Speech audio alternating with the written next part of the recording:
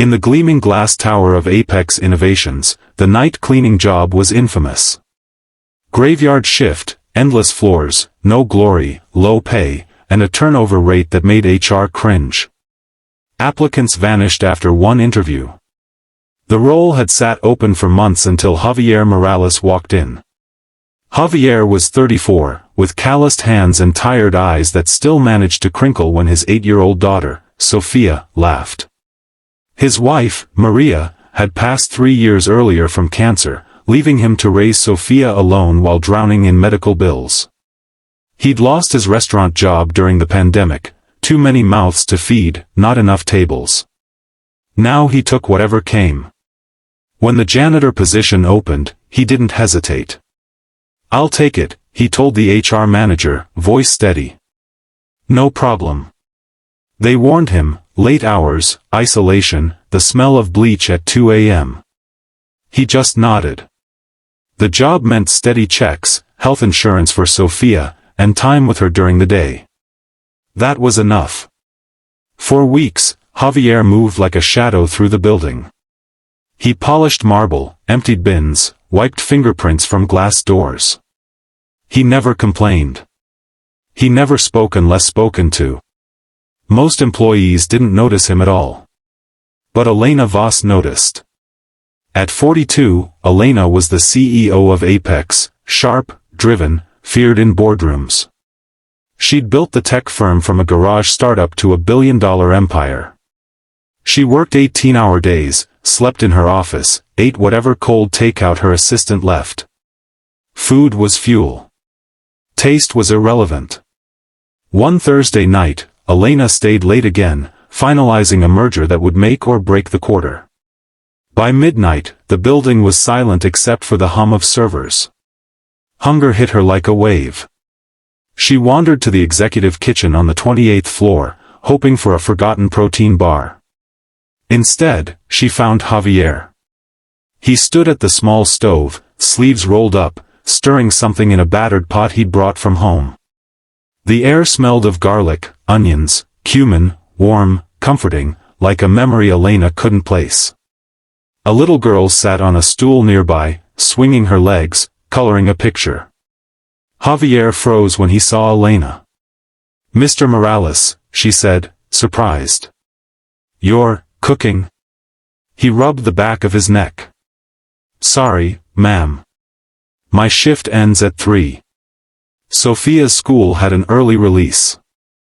I didn't want her eating vending machine junk. I'll clean up." "No," Elena interrupted, softer than she intended. "It smells incredible." Javier hesitated. Sofia looked up, curious. "Papa makes the best Arroz con Pollo. Better than Abuela's." Elena's stomach growled audibly. She laughed, a rare, genuine sound. "I haven't had a real meal in God, months. Mind if I try a bite? I'll pay for it." Javier shook his head. "No charge. Just sit." He plated a small portion, tender chicken simmered with rice, peppers, saffron, peas. A squeeze of lime, a sprinkle of fresh cilantro he'd grown on his windowsill. He handed it to her with a plastic fork. Elena took one bite. The world stopped. Flavors exploded, savory, earthy, bright with acid, rich with memory. It tasted like Sunday afternoons in her grandmother's kitchen in rural Oregon, before her parents divorced, before ambition swallowed her whole. She hadn't tasted anything like it in 20 years. Tears pricked her eyes before she could stop them. Javier watched, alarmed. "Is it bad?" "I can." "No," she whispered, voice cracking. "It's perfect." She ate slowly, savoring every bite. Sofia watched, beaming. When the plate was empty, Elena set the fork down and looked at Javier. "How did you learn to cook like that?" "My wife," he said quietly.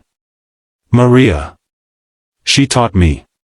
We ran a little place together before she got sick. I cooked for her when she couldn't anymore." Now I cook for Sofia. Keeps us connected. Elena swallowed hard. You bring this kind of talent to cleaning floors? Javier shrugged. It pays the bills. Sofia needs stability more than I need a chef's hat. Elena stared at the empty plate. Something shifted inside her, something she'd buried under deadlines and stock prices. She'd spent years chasing success, but success had left her hollow. No family, no warmth, just numbers on a screen. The next morning, Elena called Javier into her office. He arrived in his uniform, nervous. I want to offer you something, she said. A new position. Head of our employee cafeteria. Full kitchen, budget, staff. You'd cook real food, healthy, comforting, like what you made last night. Employees get discounted meals. We'd cover Sofia's after-school program so you can work days. Javier blinked. Ma'am, I'm just the cleaner. You're a father who never gave up. You're a cook who makes people remember what home tastes like. That's rarer than any tech patent. He looked down. What about the cleaning job? We'll hire someone else. This is yours if you want it. Javier thought of Sofia, of better hours, better food, a future where he wasn't invisible. He nodded. I'll take it. Word spread fast. Javier's Arroz con Pollo became legendary in the building. Employees lingered in the cafeteria, talking, laughing, real conversations, not emails. Morale climbed. Productivity rose. Elena started eating lunch there every day, sitting with staff, listening. Months later, on a quiet evening, Elena found Javier alone in the kitchen, prepping for the next day. Sofia was doing homework at a table. Thank you, Elena said. For what? For that bite of food. It reminded me I was human. I'd forgotten. Javier smiled. Food does that. It doesn't judge. It just feeds what's missing. Elena looked at him, really looked. The quiet strength, the gentle hands, the man who'd taken the job no one wanted and turned it into something beautiful. Javier, she said, would you cook for me again? Not here. At my place. Just dinner. No business. He paused, surprised. Then he nodded. I'd like that. Sofia piped up. Papa, does this mean she's coming over? Can we make tres leches?